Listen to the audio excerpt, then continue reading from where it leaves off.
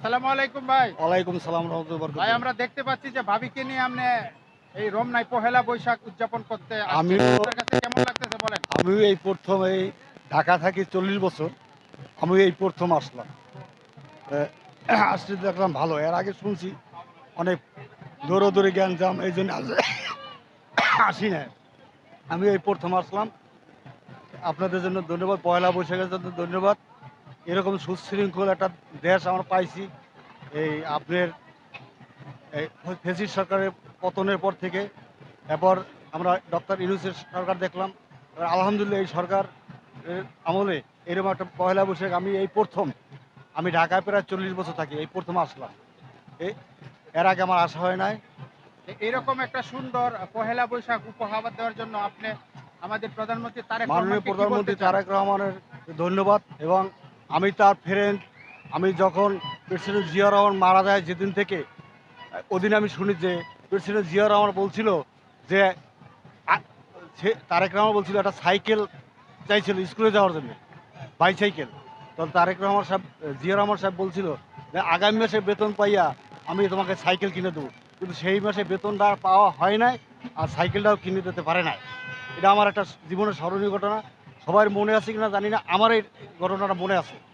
এই ধন্যবাদ তারেক রহমানকে। ঠান্ডা মাথায় দেশ চালাবেন এবং অনেক উচ্ছৃঙ্খল চলছে দেশে। অনেক আছে যারা গুজব ছড়ানোর জন্য, তাদের কাছ থেকে নিরাপদ থাকবেন। আপনি নিজের নিরাপত্তা চলার জন্যে কঠোর হবেন। এরকম নিরাপত্তা আপনাকে আমরা চাই না। যেরকম জনগণের মধ্যে চলে, এর আগে তো প্রধানমন্ত্রী ছিল, আপনি একটু নিরাপত্তাটা বাড়াবেন। এই জন্য আপনাকে আমি ধন্যবাদ জানাই। আমরা একটু ভাবির কাছ থেকে জানতে চাই। ভাবি আপনার কেমন লাগতেছে যে ভাইয়ের আমার সাথে আসলেন? খুবই ভালো লাগতেছে।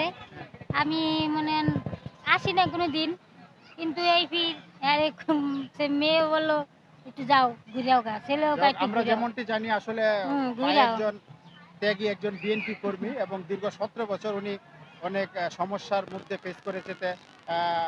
উনার ব্যাপারে আপনি কি বলতে চান? আমি আপনার কাছে এটা স্মৃতিচারণ করি। উনি কখন থেকে বিএনপির কর্মী হলেন?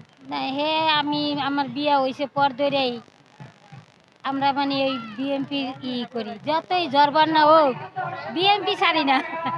আমার কথা হয়েছে আমি যেটা এইবারও ১২,০০০ টাকা গেছি। খরচ করে আপনি দেশে ভোট কি দিচ্ছি। প্রত্যাশা করেন? সরকারের কাছে কি প্রত্যাশা করেন?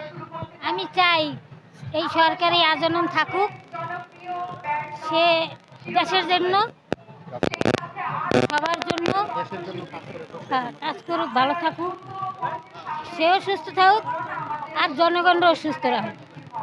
জনগণ ধন্যবাদ। আমি একজন আসলে বলতে গেলে বিএনপি কর্মী। উনি আসলে দীর্ঘ ১৭ বছর অনেক হামলা মামলার মধ্য দিয়ে উনি অতিবাহিত করেছেন এবং উনি যেমনটি ব্যক্ত করেছেন আসলে যে তারেক রহমান যেভাবে ওপেনলি চলাফেরা করতেছে, এইভাবে যেন উনি ওপেনলি চলাফেরা না করে, উনার যেন নিজের নিরাপত্তাটা যেন উনি বজায় রেখে চলাফেরা করে। কারণ উনি যেমনটা ব্যক্ত করলেন, আমি যদিও শুনি ব্যক্ত করতে পারেন নাই, তাই আমি বলতেছি ওনার কথাটা, যে উনি বলতে চাচ্ছেন যে আসলে এই দেশে অনেক দুষ্কৃতিকারী এখনও রয়ে গেছে, যে কোনো সময় ওনাকে যে কোনো একটা অ্যাটাক করতে পারে। তাই এইভাবে পাবলিক প্লেসে চলাফেরা না করার জন্য উনি তারেক রহমানকে অনুরোধ জানাচ্ছেন এবং যদিও উনি চলাফেরা করলেও যেন ওনার সিকিউরিটিটা 100% বজায় রাখে, এইটাই উনি প্রত্যাশা করতেছেন। এবং উনি যেমনটি প্রত্যাশা করতেছেন যে আসলে যে বিরোধী মত এবং বিরোধী দলকে যেভাবে ফ্যাসিস্ট আওয়ামী লীগ সরকার যেভাবে নির্মূল করতে চেয়েছিল, এই রকম সরকার যেন এদেশে আর দেখতে না হয়, আর যেন এরকম জুলুস সরকার যেন না আসে, এটাও উনি ফ্যামিলি এবং ওনার আমার যে ভাবি উনি যারা এমনটা ব্যক্ত করলেন যে এই রকম জুলুম যেন এই দেশে আর না হয় এবং এরকম জুলুমের কপ্পরে যেন আমরা না পড়ি। এই জন্য উনি আমার ভাই যেমনটা ব্যক্ত করলেন যে তারেক রহমান সুন্দর সুষ্ঠুভাবে দেশ পরিচালনা করবে এবং দেশে অবাধ সুষ্ঠু এবং গণতন্ত্র বজায় থাকবে এবং মানুষ নিরাপদে বসবাস করতে পারবে, এমনটাই উনি প্রত্যাশা করলেন।